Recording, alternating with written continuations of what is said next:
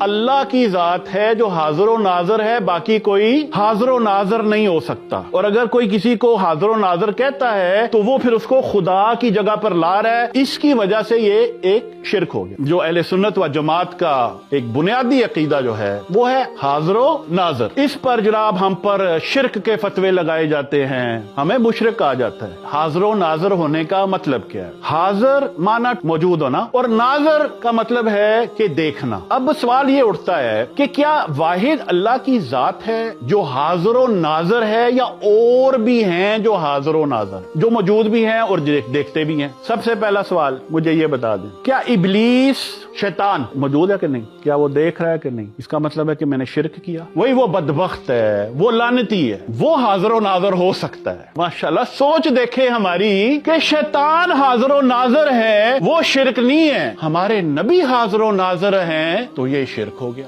سبحان اللہ، مطلب کہ نبی افضل ہے یا شیطان افضل ہے؟ تو پھر افسوس ہے آپ کی منطق پر اور آپ کے اپنے نبی کے حوالے سے عقائد پر۔ شیطان پر تو آپ کا عقیدہ ہے، نبی پر آپ کا عقیدہ نہیں۔ ہفتہ وار لیکچر میں شرکت کے لیے اپنے قریبی برہانیہ کے سینٹر میں تشریف لائیں۔ اللہ ہمیں اپنے عقائد کی اصلاح کی توفیق عطا فرمائے، آمین۔